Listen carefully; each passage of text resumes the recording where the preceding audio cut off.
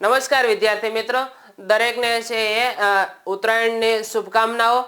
Okay, તો આજનો આપણે કરંટ જોઈએ। આજની તારીખ એટલે કે 14 જાન્યુઆરી 2019। એ પહેલા તો હજુ તમે એજ્યુસફર પરિવારની અંદર નવા હોય, ચેનલને સબસ્ક્રાઇબ કરવાની બાકી હોય તો પ્લીઝ સબસ્ક્રાઇબ કરી વાળજો, વિડીયોને લાઈક કરજો, શેર કરજો અને અહીંયા કોઈ પણ કમેન્ટ સજેશન છે જરૂરથી જણાવશો। અને હા, પ્લે સ્ટોર ઉપર જે એજ્યુસફર એપ ડાઉનલોડ કરવાની બાકી હોય તો એ પણ ડાઉનલોડ કરી વાળજો, જેથી જીકે છે અપડેટ કોઈ પણ માહિતી મળે એ તરત જ તમારા નોટિફિકેશન ઉપર મળતી રહેશે। અને હા, ટેલિગ્રામની અંદર પણ જોઈન્ટ થવાનું બાકી હોય તો એ પણ જોઈન્ટ થઈ જશો, જેથી કરીને છે દરરોજ કરંટના લગતા જે પ્રશ્નોત્તરી મુકાય છે એ પ્રશ્નોત્તરીનો છે લાહો લઈ શકાય। ચાલો જોઈએ આજનું કરંટ। 14 જાન્યુઆરી એટલે કે શ્રી નરસિંહ રાવ દિવેટિયાનો આજે નિર્વાણ દિવસ છે। એમનું પૂરું નામ છે નરસિંહ રાવ ભોળાનાથ દિવેટિયા, કે જેમનો જન્મ છે 3 સપ્ટેમ્બર 1859 ના રોજ અમદાવાદ શહેરની અંદર થયો હતો। ઉપનામ એમના અલગ અલગ ઘણા બધા છે, પરીક્ષાની દ્રષ્ટિએ ખૂબ જ અગત્યના છે આપણા માટે, કે જ્ઞાનબાલ, દૂરબીન, નરકેસરી, પથિક, મુસાફર, વનવિહારી અને શંભુનાથ, આ તેમના ઉપનામો છે। અહીંયા આપણે ઇમેજની અંદર જોઈ શકીએ શ્રી નરસિંહ રાવ દિવેટિયા। ઘણી વખત પ્રશ્નમાંથી પૂછાઈ જાય કે ધારો કે જ્ઞાનબાલ છે એ કયા સાહિત્યકારનું ઉપનામ છે, તો આપણને ખ્યાલ હોવો જોઈએ કે શ્રી નરસિંહ રાવ દિવેટિયા કે તેમનું ઉપનામ છે જ્ઞાનબાલ છે। તેઓ ગુજરાતના એક પ્રખર કવિ, વિવેચક અને એક ભાષાશાસ્ત્રી પણ હતા। નેક્સ્ટ આગળ જોઈએ કે તેમણે છે 1884 માં ખેડામાં આસિસ્ટન્ટ કલેક્ટર તરીકે નિયુક્ત પામ્યા હતા અને એમની અંદર પણ ફરજ બજાવી ચૂક્યા છે। બીજા વિશેષ કે 1915 માં 5મી ગુજરાતી સાહિત્ય પરિષદના તેઓ પ્રમુખ હતા અને આપણા પ્રખ્યાત એવા લેખિકા શ્રી વિદ્યાગૌરી નીલકંઠના તેઓ મામા છે। અને શ્રી નરસિંહ રાવ દિવેટિયાની પ્રખ્યાત કૃતિ એટલે કે મંગલ મંદિર ખોલો દયામય મંગલ મંદિર ખોલો, કે એમની અત્યંત જાણીતી કવિતા છે। આ ઉપરાંત જેમની અલગ અલગ કૃતિઓ છે, જેમની અંદર કુસુમમાળા જે 1887 ની અંદર આવી હતી, હૃદય વીણા જે 1893 ની અંદર આવી હતી, સર્જત રાયની સુષુપ્તિ જે 1912 માં આવી હતી, નુપુર ઝંકાર જે 1914 માં, સ્મરણ સંહિતા જે 1916 માં અને બુદ્ધ ચરિત જે 1934 ની અંદર હતી। આ બધી એમની પ્રખ્યાત કૃતિઓ છે જે પરીક્ષાની દ્રષ્ટિએ ખૂબ જ આઈએમપી ગણી શકાય। બીજું કે તેમનું અવસાન એટલે શ્રી નરસિંહ રાવ દિવેટિયાનું અવસાન આજનો દિવસ એટલે કે 14 જાન્યુઆરી 1937 ના રોજ છે એ થયો હતો। નેક્સ્ટ ગુજરાતના ન્યૂઝની જો આપણે વાત કરીએ તો સામાન્ય શ્રેણીમાં આર્થિક આધાર ઉપર 10% જે અનામત અમલ કરનારું ભારતનું કોઈ રાજ્ય બન્યું હોય તો એવું પ્રથમ રાજ્ય ગુજરાત બન્યું છે। શ્રી રામનાથ કોવિંદ જે સામાન્ય શ્રેણીની આર્થિક રીતે જે પછાત વર્ગ માટે 10% અનામત માટેનો જે ખરડો પસાર કર્યો એમને મંજૂરી આપી દીધી છે। અને આપણને ખ્યાલ જ છે કે લોકસભા, રાજ્યસભા અને બાદમાં રાષ્ટ્રપતિ જ્યારે છે એ ખરડા પર સહી કરે ત્યારથી એ કાયદો અમલમાં બની જતો। અહીંયા આપણે શ્રી રામનાથ કોવિંદનો ઇમેજ પણ જોઈ શકીએ છીએ। ખરડા પર રાષ્ટ્રપતિએ સહી કરી એટલે કાયદો બની ગયો છે અને આ કાયદો જે પ્રથમ વખત અમલ કરનારું કોઈ ભારતનું રાજ્ય બન્યું હોય તો એ આપણું ગુજરાત રાજ્ય બન્યું છે। તો થોડી એમના વિશે પણ આપણે ચર્ચાઓ કરીએ કે રાષ્ટ્રપતિએ બંધારણીય કાયદાના 103 માં સુધારા જે 2019 માં સુધારા તરીકે ઓળખાય, કે જેમની અંદર રાષ્ટ્રપતિ દ્વારા છે એ મંજૂરી મળી ગઈ છે, સિગ્નેચર થઈ ગયા અને હવે એ કાયદો અમલમાં બની ગયો છે। કે આ અધિનિયમ બનાવવા માટે બંધારણની 15મી અને 16મી કલમમાં સુધારો કરવામાં આવ્યો છે, જે વર્ગ અને અત્યાર સુધીના કોઈ પણ પ્રકારની અનામત ન મળી હોય તેવા લાભો છે મળશે। જેની વાર્ષિક આવક આપણે અહીંયા ખાસ યાદ રાખીશું કે જે પરિવારની વાર્ષિક આવક 8 લાખથી ઓછી હોય તેવા તમામ વ્યક્તિઓને આ અનામતનો છે લાભ મળશે। ગુજરાત સરકારે વર્ષ 2016 માં આવી અનામત આપી હતી, પરંતુ એ ગેરબંધારણીય ગણાણી હોવાને કારણે ત્યારે એ કાયદો બની શક્યો ન હતો, પરંતુ આ 2019 માં છે એક બંધારણીય કાયદો છે બન્યો છે। આ અનામતનો લાભ છે એ આગામી એટલે કે 14મી જાન્યુઆરી 2019 પછી એટલે કે હવે આજ પછીથી છે આ દરેક જે 10% અનામત જે લોકોને મળ્યું છે એ દરેકને એ લાભ મળશે। નેક્સ્ટ રાષ્ટ્રીય ન્યૂઝની વાત કરીએ તો નેશનલ હ્યુમન રાઇટ્સ કમિશનના મહાસચિવ તરીકે જયદીપ ગોવિંદની છે નિયુક્તિ કરવામાં આવી છે. અહીંયા શ્રી જયદીપ ગોવિંદ આપણે ઇમેજની અંદર જોઈ શકીએ છીએ કે જેઓ છે 1984 ની IAS બેન્ચના કે મધ્યપ્રદેશ કેડરના છે તેઓ અધિકારી હતા. એક આપણા માટે એક આમાંથી ફૂલ ફોર્મ પણ પૂછાઈ શકે કે NHRC નું ફૂલ ફોર્મ શું થાય, તો કે national human rights commission. National human rights commission જેમનું ફૂલ ફોર્મ છે. 10 ડિસેમ્બરને હ્યુમન રાઇટ્સ ડે તરીકે ઉજવવામાં આવે છે. દર વર્ષે છે 10 ડિસેમ્બર એટલે કે હ્યુમન રાઇટ્સ ડે તરીકે ઉજવવાનો હોય છે. લઘુમતી મંત્રાલય દ્વારા આ હસ્તકલા હાટનું ઉદ્ઘાટન થયું છે કે જેમની અંદર છે આ ઉદ્ઘાટન પહેલા તો કયા સ્થળે થયું હતું, તો કે દિલ્હીમાં આવેલું છે એમ્પોરિયમ સંકુલ. ત્યાં શ્રી અરુણ જેટલીના હસ્તે ઉદ્ઘાટન કરવામાં આવ્યું છે. આ પ્રસંગે કેન્દ્રના લઘુમતી બાબતોના મંત્રી શ્રી અબ્બાસ નકવી અને લઘુમતી રાજ્યમંત્રી શ્રી વિરેન્દ્ર કુમાર એ આ સભા દરમિયાન છે હાજર રહ્યા હતા. એ આપણે ઇમેજની અંદર જોઈ શકીએ છીએ સર્વ ભવંતુ સુખનમ કે જે નેશનલ હ્યુમન રાઇટ્સ કમિશનની અંદર આવેલો લોગો પરીક્ષાની અંદર પૂછાઈ શકે. ઘણી વખત છે આ મુજબના પ્રશ્નો છે પૂછાતા હોય છે. અને બીજું આપણે એ પણ યાદ રાખશું કે દર વર્ષે હ્યુમન રાઇટ્સ ડે છે એ 10 ડિસેમ્બરના રોજ છે ઉજવવામાં આવે છે. આ ઉપરાંત સાથોસાથ તેમણે જણાવ્યું કે આ હસ્તકલા હાથ દ્વારા કારીગરોને યોગ્ય બજાર અને એક સ્થાન મળી રહે તે માટે આ કાર્યક્રમનું આયોજન થયું હતું. નેક્સ્ટ આગળ જોઈએ પશ્ચિમ બંગાળમાં 3 દિવસીય ફિશ ફેસ્ટ 2019 ની શરૂઆત થઈ છે. ફિશ ફેસ્ટ એટલે કે જે મત્સ્ય ઉત્પાદન છે એને લગતો આ કાર્યક્રમ છે કે જેમની અંદર મત્સ્યપાલન ક્ષેત્રમાં સરકારની ઉપલબ્ધિથી લોકોને અવગત કરવા માટે આ કાર્યક્રમનું આયોજન થયું છે. અહીંયા પહેલા તો આપણે ઇમેજની અંદર જોઈ શકીએ છીએ બંગાળ ફિશ ફેસ્ટ જેમનો લોગો અહીંયા આપેલો છે. તો પશ્ચિમ બંગાળને સાથોસાથ આપણે જીકે રિલેટેડ ન્યૂઝ જોઈએ તેમની રાજધાની એટલે કે કોલકાતા છે. કોલકાતા એટલે એ હુગલી નદીના કિનારે વસેલું શહેર છે. પશ્ચિમ બંગાળના સીએમ હાલના છે મમતા બેનર્જી છે અને હાલ પશ્ચિમ બંગાળના ગવર્નર છે કેસરીનાથ ત્રિપાઠી છે.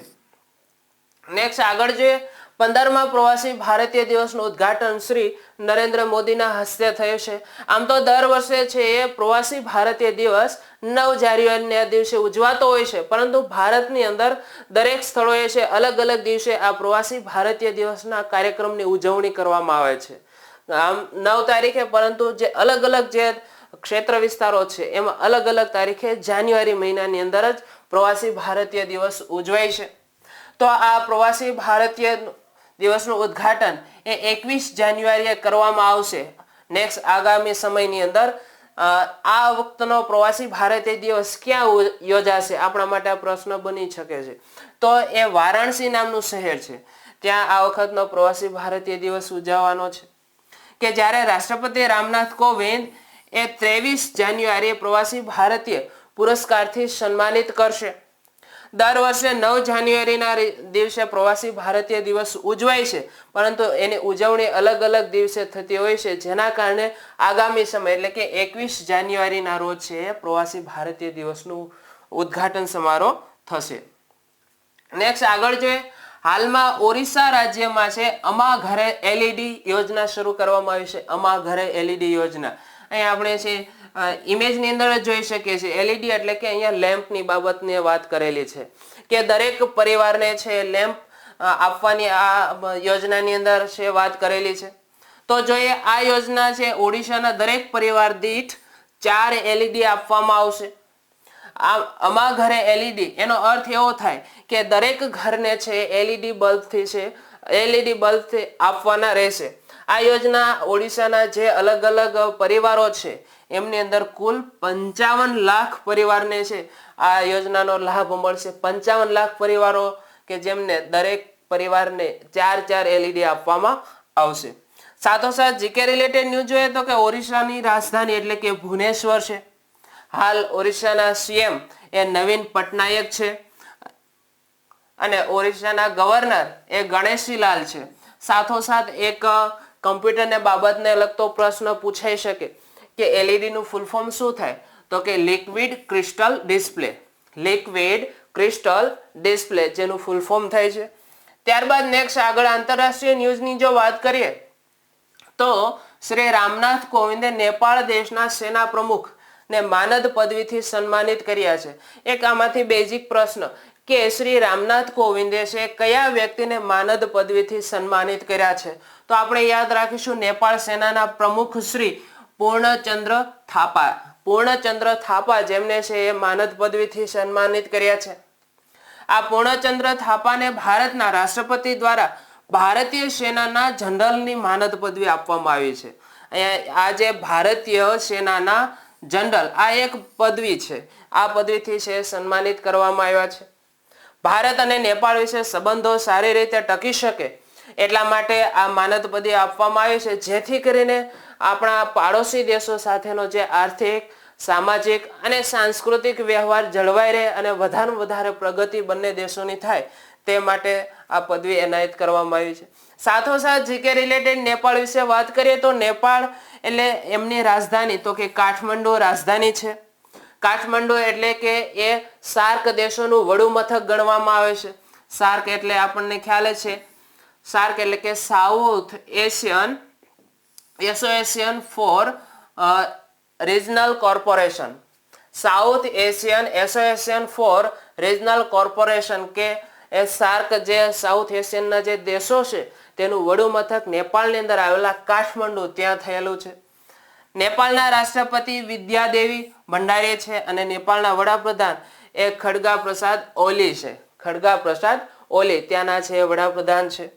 નેક્સ્ટ આગળના ન્યૂઝ રમત જગતની વાત કરીએ તો ખેલો ઇન્ડિયા રમોત્સવમાં અભિનવ શોએ નાની વયે સુવર્ણ ચંદ્રક જીત્યો છે. પહેલા તો અહીંયા આપણે ખેલો ઇન્ડિયા એમનો ઇમેજ લોગો જોઈ શકીએ છીએ, જે પુણે મહારાષ્ટ્ર 2019 એમનું આયોજન થયેલું છે. યુથ ગેમ્સ, ખેલો ઇન્ડિયા યુથ ગેમ્સ એવો લોગોની અંદર તમને માહિતી જોવા મળે છે.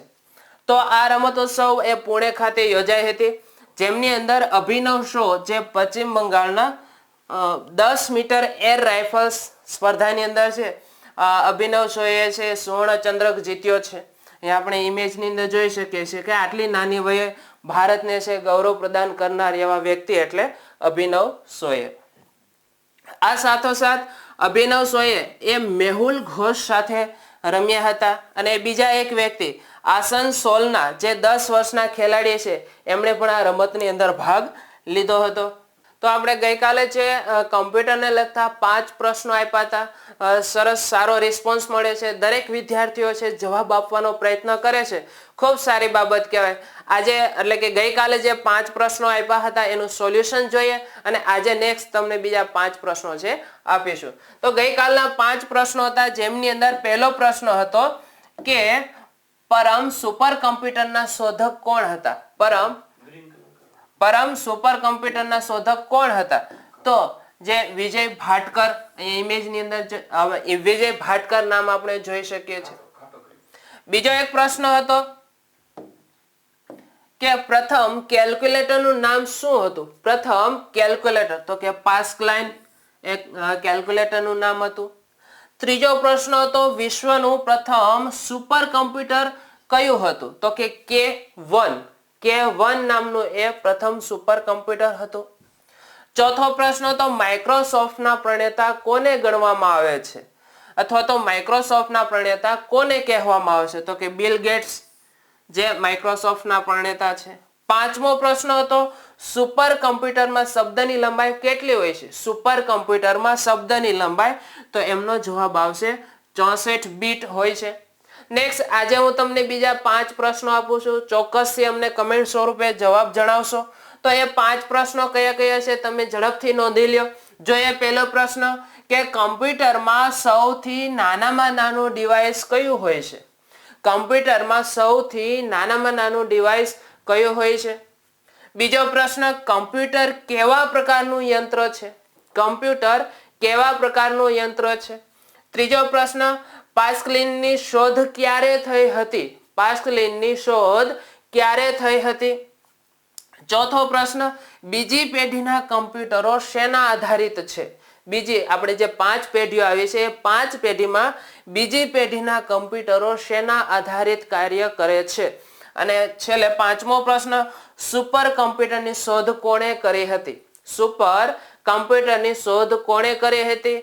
આ 5 પ્રશ્નોના જવાબો છે આવતીકાલે કમેન્ટ સ્વરૂપે ચોક્કસ જણાવશો અને સારો એવો રિસ્પોન્સ મળે છે. દરેક વિદ્યાર્થી મિત્રોને ખરેખર ખૂબ જ ધન્યવાદ કે તમે જે પ્રશ્નોત્તરીની અંદર પણ એટલા સહમત થાવ છો. ઓકે, તો અહીંયા આપણે વિડીયોને છે પૂર્ણ કરીએ છીએ. જય હિન્દ, જય ભારત.